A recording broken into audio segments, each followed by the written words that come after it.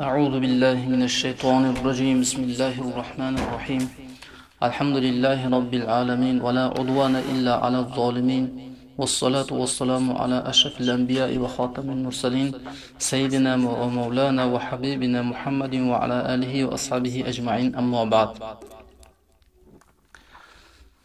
Biz aqida borasidan qazo va qadar haqidagi bobni o'tayotgan edik. Ya'ni qazo va qadar Alloh bandalarga bitib qo'ygan narsaki, shu narsadan chiqib ketmaydi. Ammo Allohning bitib qo'yishligi u hech qanday bandalarga zulm qilmaydi. Chunki Allohning sobiq ilmi har bir narsadan o'tuvchi bo'lganligi uchun bir banda dunyoga kelsa, nima ishlar qilishligini yaxshi bilgan zot avvaldan shu narsani yozib qo'ygan. Yozib qo'yishligi u zulm emas, balki Allohning ilmi nihoyatda barkamol ekanligiga dalil. Shuning uchun payg'ambarimiz sollallohu alayhi vasallam bir kishi jannat bilan do'zax o'rtasida jannatga yetishligiga bir qarich qolganda undaga qadari g'olib keladi, do'zax bo'lib ketadi. Bir kishiga do'zax bir qarich qolganda, ya'ni hayot davomida butkul kufr ishlari bilan o'tib, o'limga yaqin qolganda, shunchalik bir qarich qolganda do'zax kalima shahodat tiliga g'olib keladi, qadar unga g'olib keladi, u jannati bo'ladi dedilar. Ey Rasululloh, fafimal amal, unda amal nimada qoldi deb so'rashganda, "I'malu va saddidu va qaribu kullun muyassarun lima xuliqa lah" dedilar. Amal qilinglar va to'g'ri bo'lib turinglar, Allohning yo'lida istiqomatda turinglar va agar istiqomatga yaqin to'g'ri tura olmasalar va qoribu Allohning diniga yaqin bo'linglar. Har bir kishi o'zining borar joyi unga yengillatib ko'rsatilgan dedilar. Hayoti dunyoda kimki shahvatga berilgan bo'lsa, havoy nafsga berilsa, butkul umri yeyish, ichish va shahvoniy hojatlarni qondirish bilan o'tadigan bo'lsa, Allohga ibodat qilishdan yiroqda, Allohni yaxshi ko'rmagan va iymon keltirmagan holatda yashasa, unga shu yo'l yengil ko'rsatildimi, demak, mana shu yo'lda ketishligi uning do'zaxi ekanligidan alomat bo'ladi deyshgan ulamolar. Bir kishi Allohni diniga qarab yursa, tavba tazarru ko'p qilsa, Allohga itoat qilsa, Allohga iymon keltirsa, Allohning farzlarini, buyruqlarini bajarib, qaytargan narsalardan to'xtab boraversa, bu odamning jannati ekanligi bu odamga belgi deganlar. Chunki har bir odam qaysi yo'lni yengil ko'rishligi, u o'sha yo'lda, o'sha yo'lga, o'sha joyga borishiga alomat deganlar. Jannat yo'lini kimdir yaxshi ko'radi. Gunohlarni ko'rganda jirkanib ketadi. Savob ishlarni ko'rganda havas qiladi. Mana bu odamlarning borar joyi jannat ekanligidan alomat. Ammo gunohlarni ko'rgan vaqtida qalbida muhabbat hosil qilsa, savoblarni eshitganda qo'rqib jirkanib qochsa, bunday odamlarning borar joyi do'zax ekanligidan alomat deyshgan. Shuning uchun inson qazo qadarga ko'p osilmasdan, meni peshonamda do'zax bo'lsam, shuncha ibodatlar qilsam baribir bekor ekan, undan ko'ra men hoy-havasimga beriladi, bu dunyoda maishatimni qilaydi, do'zax bo'lsam bo'lib ketaveray deyishlik bu shaytonning vasvas bo'ladi. Har bir odam o'ziga quloq solsin. Agar unga do'zax yo'li yengil ko'rsatilgan bo'lsa, darhol tavba qilsin. Jannat yo'liga muhabbat qo'ysin. Mana bu u odam uchun jannat bo'lishiga alomat. Alloh mana shunday qalbida g'arazi bor kishilarni avvaldan bilganligidan ularning qayoqqa borishligini Alloh taolo bitib qo'ygan. Bilib bitib qo'yishligi u Alloh uchun bir unga zarar emas, zulm emas. Balki o'zining qalbida g'arazi borligi u. Yaxshiligi yo'qligi bu odamning. Shuning uchun har bir narsalarni o'ziga rukach qiladi, xuddi shu borada qazo qadarga ham osilib ko'radi. Demak, Mu'tazilalar mana kufrni Alloh yaratmaydi dedi, yuqorida aytib o'tdik. Chunki kufrni yaratishsa taqdirga biz rozi bo'lishimiz kerak edi. Kufrga rozi bo'lishlik bu kufrdir deyshti. Ammo ular bilmadilarki, Alloh kufrni yaratgani bilan u maqdiyun bo'lgan narsani qadar emas, u qado emas, maqdiy narsa ekanligiga ular fahmi yetmadi. Chunki kufrni inson qiladi, kofirlik amalni Alloh taolo yaratib beradi xolos. Agar Alloh yaratmasa, unga nisbatan zulm bo'lishi mumkin. Chunki u ko'p narsalarni xohlaydi havoy nafsi. Shu xohlagan narsalarni Alloh taolo istagini bajarib beradi, garchi bu dunyoda bo'lsa ham. Lekin bajarib berishligi unga qiyomatda yaxshilik keltirishlik emas. Alloh taolo bu narsalarni qoralagan. Kufrni va u kufrga atbolarni, gunohlarni hammasini va qaytargan bandalarni ko'p ogohlantirgan. Qur'oni Karimni ochsak, boshdan oxirigacha Allohning bandalariga bo'lgan mehribonligini ko'ramiz. Tarjimasida. Shuning uchun qazoy qadar bir narsaki, bunga ko'p chuqur kirib ketishida inson adashib qoladi. Hayotni, voqeani olib amal qilib ketaveramiz. Mana shunda inshaalloh yaxshilikka yetamiz. Va ma qala Adam alayhisolatu vassalam fi javobi Musa alayhisolatu vassalam afatalumuni ala an amiltu amalan qad katabahu Alloh alayya an a'malahu qabla an yakhluqani bi 40 sana. Imom Buxoriy va undan boshqa hadis to'plamlarida keltirilgan sahih hadislardan Odam alayhisalom bilan Musa alayhisalom uchrashadi. Bu yerda qisqa mavzuni keltirdi. Musa alayhisalom aytadilarki, agar siz gunohkor bo'lmaganingizda, Allohga itoat qilganingizda, jannatdan hech kim chiqmagan bo'lardi. Hammamiz jannatda qolardik. Deganda Odam alayhisalom aytdilarki, meni malomatlaysanmi bir ishni qilishligimga? Alloh menga meni yaratishdan 40 yil avval yozib qo'ygan narsani men amal qilishligimga meni malomatlaysanmi dedilar. Ya'ni meni yaratishdan 40 yil oldin Alloh taolo men jannatga kirishligim va Allohga osiy bo'lib jannatdan chiqib ketishligim yozilgan edi. Shu yozuvni sen jannatda osiy bo'lding-da deb meni malomatlaysanmi dedilar Odam alayhisalom. Mana bu Odam alayhisalomning gapi, demak, mana qazo qadarga osilib olsa bo'lar ekanda demoqchi bo'lsa ba'zi bir kishilar famabniyun ala alla i'tirada ala al-asi ba'da tawbatihi va ruju'ihi ila ta'atihi. Inson osiy, gunohkor kishi o'zining tavbasidan keyin va toatga qaytgandan keyin unga demak e'tiroz yo'q. Bir odam gunoh qilayotgan vaqt emas, gunoh sodir bo'lgandan keyin Alloh men qadaridagi narsa bo'lgan ekan deb qattiq tavba qilib, yana toatga qaytsa, unga e'tiroz yo'q. Ammo gunoh qilib turgan vaqtida bir kishi aroq ichyapti. Qazo qadarimizda shu narsa bor ekan deb ichib tursa, u Allohga tuhmat qilgan bo'ladi. O'zini ushlolmasdan gunoh qilib qo'ygandan keyin tushunib yetib tavba qilayotgan vaqtida bunda e'tiroz yo'q hech qanday. Va anallahu hinaydin an yata'allaqa bil qado'i wal qadar. Mana shu paytda keyin qazo va qadarga osilsa bo'ladi. Ya'ni qazo qadarga aytsa bo'ladi. Yomonlik o'zidan va shaytondan deyiladi. Yaxshilik Allohdan deyiladi. Odoban Allohga odob ehtiromidan. Aslida hammasi Alloh taolo tomonidan. Bal yajibu an ya'taqida anna ma'siyatahu kanat muqaddaratan qabla khalqihi wa laysa lahu hina mubasharatihi qabla tahaqquq tawbatihi an yatashabbatha bil qada'i wal qadar fi qadiyatihi. Balki vojib bo'ladi o'zining gunohsi o'zida yaratilishdan oldin taqdir qilingan ekanligiga e'tiqod qilmoqligi. Va u gunohga muboshir bo'layotgan paytida, ya'ni bevosita gunoh qilayotgan paytida tavbasi hali ro'yobga chiqishidan oldin o'zining hukmida qazo qadarga osib olishligi mumkin emas insonga. Bir inson gunoh qilyapti. Aroq ichyapti yoki zino qilyapti, bilib turib. Peshonamda bor ekan, meni qilyapman-da, qochib qutulmayman-da deb o'z ixtiyori bilan aroq ichishligi misol yo gunoh qilishligi u mumkin emas qazo qadarga shu vaqtda osilib turishligi. Balki gunohkor bo'lib qolganligini sezib tavba qilgan vaqtida qaytib shu gunohga qaytmaydigan tavbani qilganda pushmon yeb Alloh taolodan kechirim so'rab tavba qilib peshonamga yozilgan narsani ko'rgan ekanman-da deyishligi mumkin. Unda agar gunoh qilayotgan vaqtida bemalol o'tirib harom yeydigan vaqtida qazo qadarimizda ekanda deyishligi u Allohni haqorat qilishlik bo'ladi. O'zi qodir bo'lib gunohdan to'xtashlikka, to'xtamasdan bemalol o'tirib Alloh taologa tuhmat qilishlik bo'ladi, qazo qadarga osilib olishligi. Fa-innahu hina-idhin kal-mu'aridi li-nahyihi subhanahu an ma'siyatihi wa amrihi bi ta'atihi. Mana shu paytda u inson Alloh taoloning gunohdan qaytarilganligiga qarshi chiquvchi bo'ladi va Allohning toatiga buyurganiga qarshi chiquvchi bo'ladi. Alloh toatga buyurgan edi. Gunohdan qaytargan edi. O'tirib olib gunoh qilib, qazo qadarga hammasini yuklab qo'yib qilishlik u Alloh taoloning ishiga qarshi chiquvchi bo'ladi.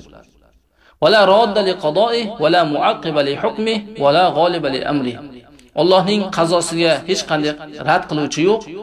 Alloh bir narsani hukm qildimi, uni orqasini kuzatuvchi yo'q va Allohning buyrug'iga g'olib keluvchi yo'q. Hech kim g'olib kela olmaydi. Allohni hech kim kuzata olmaydi. Tekshira olmaydi orqasini. Alloh nihoyatda buyuk zot, lekin nihoyatda adolatli zot. وعن وهب بن منبه أنه قال نظرت في القدر فتحيرت ثم نظرت فيه فتحيرت ووجدت أعلم الناس بالقدر أكفهم عنه وأجهل الناس بالقدر أنطقهم فيه. وهب بن منبه bu kishi katta ulug' ulamolardan aytadilarki, men qadarga qaradim dedilar. Qazo va qadarga hayron qoldim dedilar. Qazo va qadar shunday bir murakkab narsaki, shayton ko'p kishilarni shu qazo va qadar bilan adashtiradi. Keyin yana qaradim qazo va qadarga, yana hayron qoldim dedilar. Juda katta Vahb ibn Munabbah, juda katta olimlardan bu kishi. Keyin dedilar, odamlarning qadarga eng biluvchirog'i ularni qadardan o'zini tiyuvchirog'i ekan deb topdim. Kim o'zini tiysa qadardan eng biluvchirog'i ekan. Odamlarning qadarga eng johilrog'i ularning eng qadar haqida gapiruvchirog'i ekanligini bildim. Qadarga qanchalik shumug'igan sari inson shunchalik adashadi. Buni shuning uchun ulamolar cheklab bergan darajagacha bora olamiz. Ya'ni hadisda va oyatda ular hadis va oyatni to'liq o'rgangan ulamolar qaysi darajagacha borishligimiz kerak ekanligini bizga chegaralab bergan. Bizning ishimiz emas qazo va qadarga sho'ng'ishlik. Alloh bir kishini do'zax qildi. Alloh aytdiki, bir toifa jannatda Odam alayhisolamni yaratgan vaqtida o'ng tomon, chap tomonda Odam alayhisolamning zurriyotlari turgan vaqtida, va ularni jannat uchun yaratdim.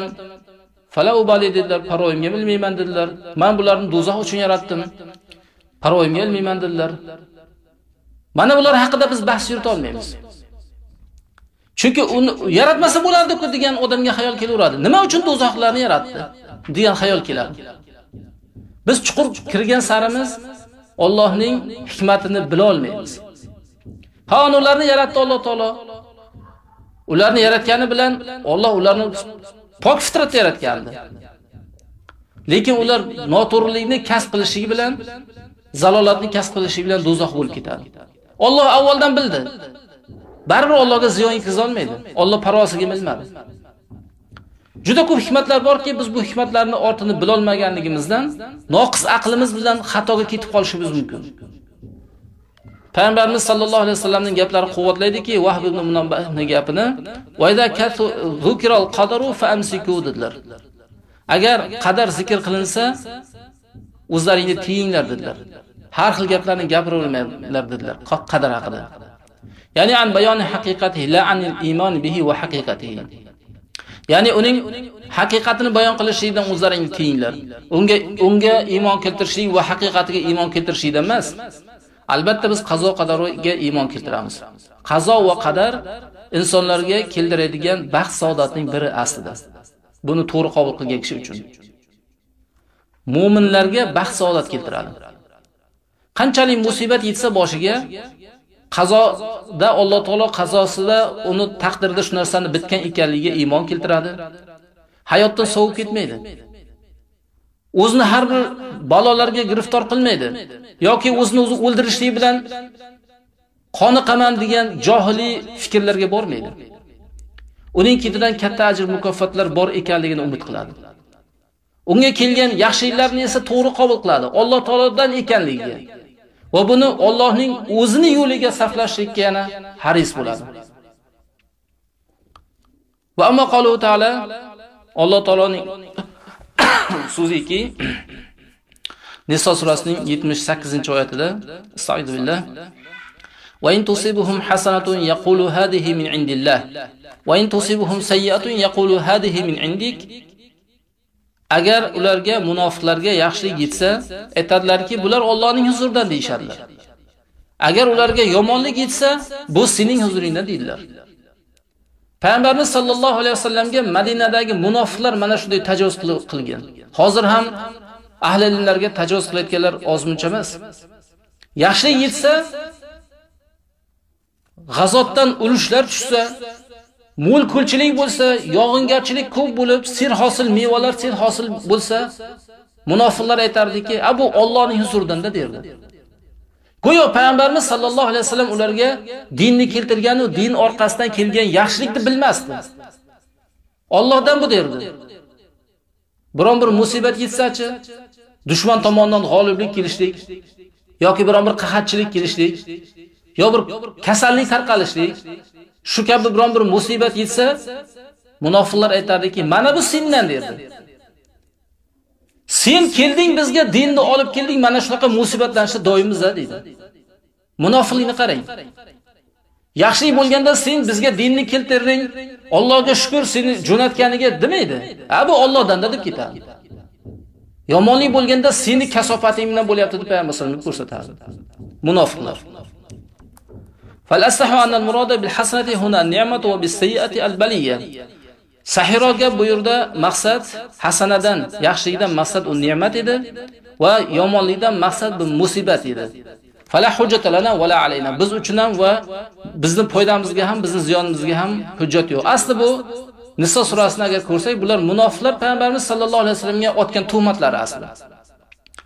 Aytildiki, al-hasanatu at-ta'atu va sayyi'atu al-ma'siyatu. Ba'zi qiyinlarda hasana yaxshilik u to'at deyishdi, sayyi'a yomonlikdan maqsad u gunoh deb ham aytishgan. Va ma hada falaysa lil-qadariyati an yahtaju bi qawlihi ta'ala, astagfiru billah, va ma asabaka min sayyi'atin fa min nafsik. Shu bilan birga qadariyatchilar uchun ular hujjat keltirmoqligi yo'q. Ularga hujjat dalil bo'lmaydiki, Allohning 79-Niso surasining oyatidagi senga nima qanday yomonlik yetsa u o'zingdandir u degan gap oyat. Ya'ni insonga xitob bo'lyapti. Payg'ambarimiz sollallohu alayhi vasallamga qarab sendan bo'ldi-da demaslik kerak. Munofiqlar singari. Biron bir yomonlik yetsa sendan derdi payg'ambar vasallamga ishora qilib. O'zingdan ko'r deyapti Alloh taolo. Nima uchun? Boshqa oyatda Alloh taolo nima narsaki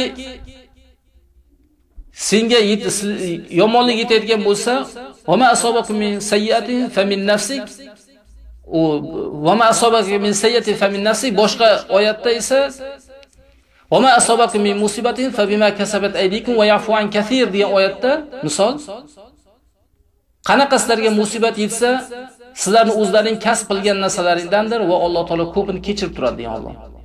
Ko'p narsani kechiradi. Mana bu oyatda tafsirida ulamolar aytganlarki, odam gunoh qilgan vaqtida Alloh taolo haqli edi o'sha gunohi barobariga uni azoblashlikka, musibat jo'natishlikka. Alloh taolo uning qilgan gunohlarini kechirib, af qilib turaveradi. Har zamonda insonga ba'zi bir musibatlarni jo'natadi. Mana shu gunohlarning evaziga doim kechirib turadi aslida.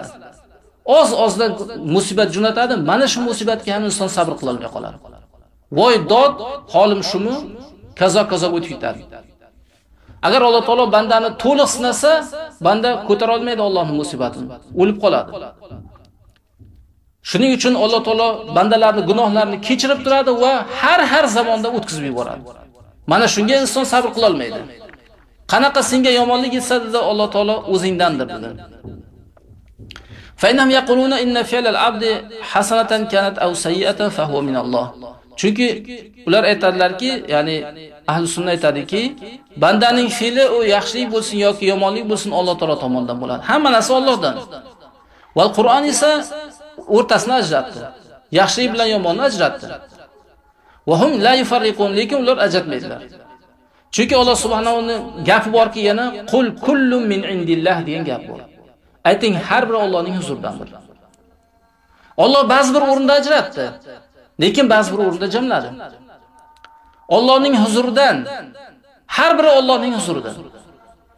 Faja'al al-hasanati min indillahi kama ja'ala as-sayyi'ati min indillah. Yaxshiliklarning Allohning huzuridan deb qildi, xuddi gunohlarni, yomonliklarni ham Allohning huzuridan qilgani kabi. Va hum la yaquluna bizalika fil amal bal fil jazo. Ular amalda bu narsani aytmaydi, balki jazoda aytadilar. Jazosi hammasi, ya'ni Allohning huzurida. Amalda-chi? Amalda Alloh insonlarning o'zlariga ixtiyorlik berilgan. Mana shu ixtiyorlik bilan ular yo jannat yo'lini yoki do'zax yo'lini tanlaydi. Ammo jazo hammasi Allohning huzurida. Unga beriladigan mukofotlar. وأما على المعنى الأولي ففرق سبحانه بين الحسنات التي هي النعم وبين السيئات التي هي المصائب والنقم فجعل هذه من الله. أما أول معنى ise Allah subhanahu wa ta'ala ne'mat bo'lgan yaxshilik bilan musibat va o'cholish bo'lgan yomonlik o'rtasini Alloh taolo ajratdi. Buni hammasini Allohdan qildi. Va hadihi min nafsil inson, buni ya'ni ne'matni Allohning huzuridan qildi.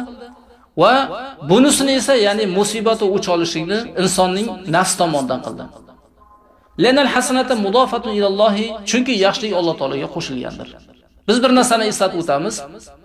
Har bir narsa Allohning huzuridan deb bilamiz. Yomonliklarchi desa, Mu'tazilalar inkor qilgani kabi, biz aytamizki, yomonlikni hammasini umum qilib olamizda, bu ham Allohning huzuridan deb bilamiz. Buning ostida bir qancha hikmatlar bor bo'lganligi uchun, bu biz hikmatlarni biz bilmaganligimiz uchun deymiz. Ammo yomonlikni aynan o'zini kelgan vaqtida biz o'zimizdan, nafsimizdan va shaytondan deb bilamiz. Albatta hammasi Allohning huzuridan. Lekin Allohga odob saqlaganligimiz uchun yomonlikni faqatgina Allohga xos qilib qo'yavermaymiz. Yaxshilikni Allohga izofa qilamiz. To'g'rilik bo'lsa, yaxshilik bo'lsa Allohdan, yomonlik bo'lsa men nafsimdan va shaytondan deb bilamiz. Hammasi umum qilib aytganda, demak yomonlik Allohdan emas ekanda deganda yo'q deymiz. Umum qilib aytganda, umum yomonliklar ham Allohdan. Alloh yaratadi. Min sharri ma xalaq misol. Yaratgan narsalarning yomonliklari bor. Allohdan yomonliklar keladi albatta taqdirimizda, lekin biz odob saqlagan holatda juz qilib, xoslab aytgan vaqtimizda o'zimizdan va shaytondan deb ko'ramiz. Id huwa ahsanu biha min kulli wajhin. Chunki Alloh taolo har bir tomondan yaxshilik u Alloh taologa izofa qilindi va u yaxshilikdir har bir tomondan. Va ma sayyi'a yomon esa fa huwa inma yakhluquha li hikmatin ana. Alloh taolo bir hikmat sababli uni ham yaratadi yomonlikni. Va hiya bi'tibari tilka al-hikmati min ihsanihi, va u mana shu hikmat e'tibori bilan Allohning yaxshiligidan bo'ladi baribir. Biz bilmaymiz. Misol bir kishining farzandini tug'ilgan vaqtida, yoshlik chog'ida, shirin vaqtida, 2 yashar, 3 yashar, 4 yashar, juda farzandning shirin vaqti. Shu vaqtida Alloh taolo vafot ettiradi. Bu ota-onasiga ko'rinishdan yomonlik deyiladi. Aslida kelajakda kim qancha yaxshiliklar bor edi. Ehtimol shu bolasi chiqib, katta bo'lgandan keyin xudosiz bo'lib, dahriy bo'lib, juda katta islomga ziyon yetkazib, ota-onasini ko'p dabdiratib, xor-zor qilib o'tib ketishligi mumkin. Alloh taolo yoshligida uni 2 yashar, 3 yashar vaqtida jonini oldi farzandini. Nima bo'ladi endi? Bu kishi sabr qiladi, qiyomatda Alloh taolo boshiga sarpo qilib beradi. Do'zaxdan parda bo'layotgan bola qilib beradi Alloh. Mana hikmatining kattaligini qarang. Biz bir narsani yomonlik deb o'ylaymiz. Aslida u narsa bizga yaxshilik bo'ladi. Mana shunday Alloh taoloning hikmat e'tibori bilan u Allohning yaxshiligidan. Fa inna robba subhanahu la yaf'alu sayyi'atan qattu. Chunki Alloh taolo hech qanday yomonlikni qilmaydi. Alloh bandalariga mehribon.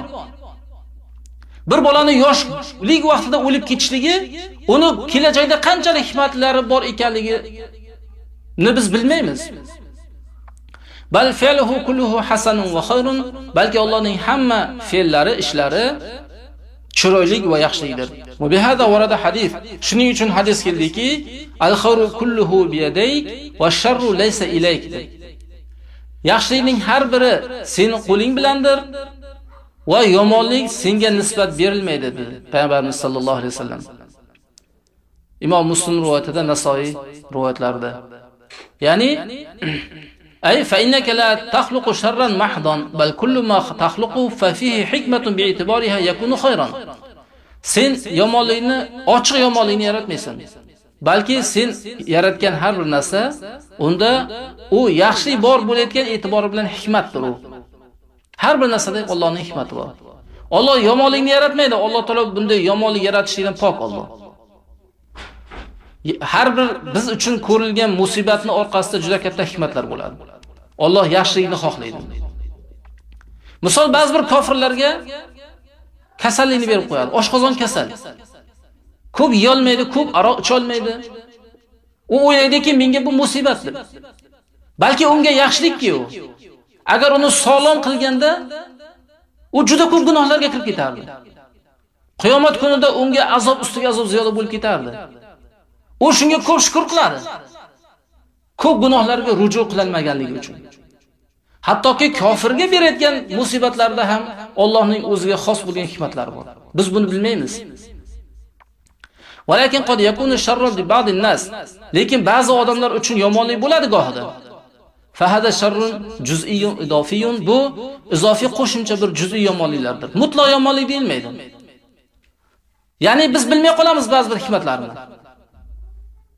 Unda u juz'iy yomonlik degan e'tibor bo'ladi dedilar mufassirlar. Fama sharrun kulliyun aw sharrun mutlaqun farrabu ta'ala munazzahu an zalik. Ammo kulli yomonlik, hamma yomonlikni yaratadi deyishligi, mutlaq yomonlikni yaratadi deyishligi bu Alloh taolo bunaqa narsadan pok zotdir. Va min huna qala Abu Madin al-Maghribi, mana shu yerda Abu Madin al-Maghribi aytgan ekanki, la tunkiril batila fi tawrihi fa innahu ba'du zuhuratihi. Ba'zi nusolar zahravonihi degan, vallohu alam. Botilni o'zining rivojida inkor qilmagin. Chunki u ba'zi ko'rinishidadir o'zini. Ya'ni ba'zi o'rinda botil ham shunday rivojlanadi. Shuning uchun walihada la yudafu sharru ilayhi mufradan faqat. Shuning uchun yomonlikni aynan o'zi Allohga yolg'iz holatda izofa qilinmaydi. Bal imma yadkhula fi umumil makhluqati, balki umum mahluqotlar ostida kirib ketadi. Misol Allohu xoliqu kulli shay degan, Alloh taolo har bir narsani yaratuvchi deganda, yaxshi ham yomonligi hammasi kirib ketadi. Mana shu e'tiborni aytsak bo'ladi. Alloh yomonlikni yaratadi degan yomonlikni Allohga izofa qilib qo'ymaymiz. Alloh har bir narsani yaratadi, yaxshilikni ham yomonlikni ham yaratadi degan umum ostiga kiradi. Yana qul kullu min indillah, ayting har bir Allohning huzuridan desak ham bo'laveradi mana. Yomonlik ham yaxshilik ham Allohning huzuridan bo'lib ketaveradi, umum e'tibor bilan. Va yoki va imma an yudofa ila sababi ka qawli ta'ala, yoki sababiga izofa qilinadi, min sharri ma xalaq. Sen yaratgan narsalarning yomonligidan panoh so'rayman. Sen yaratgan narsalar yomonlik keltiryapti. Sen yomonlikni yaratyapsan emas. Sen yaratgan narsalar yomonlik keltiryapti. U yaratgan, sen sabab bo'lding, yaralishiga sabab bo'ldi, yomonlik keltirib turibdi. Deb sababga izofa qilsa bo'ladi. Va yoki va imma yahzifa fa'ilahu, fa'ilini, bajaruvchisini hazf qilib aytsa ham bo'ladi. Misol, Jin surasining 10-oyatida jinlar tomonidan xabar berilganda aytdiki, jinlar astagfirullah va anna la nadri asharrun urida biman fil ardi am arada bihim robbuhum rashada. Biz bilmaymiz, yerdagi kishilarga yomonlik xohlanyaptimi yoki ularga Robbisi to'g'rilikni, yaxshilikni xohlayaptimi, biz bilmaymiz. Yerdagi kishilarga yomonlik xohlanyaptimi dedi. Yomonlikni Alloh xohlayaptimi demadi. Bajaruvchisini Allohga izofa qilmadi. Allohga bermadi. Balki Allohning buyurdi bajaruvchisini hazf qildida mutlaq aytildi. Yerdagi kishilarga yomonlik xohlanyaptimi dedi. Yomonlik kimga xohlanyaptimi deb aytdi. Yoki Robbisi ularga yaxshilikni xohlayaptimi dedi. Yaxshilik kelgan vaqtida foydani bajaruvchisini Alloh qildi. Mana shunday deyishligi mumkin. Demak, bugun mana shu yerga kelib to'xtaymiz. Va navbatdagini keyin mana shu bahsimizni davom etamiz. Inshaalloh. Va sallallohu ala xayr xalqihi Muhammadin va ala alihi va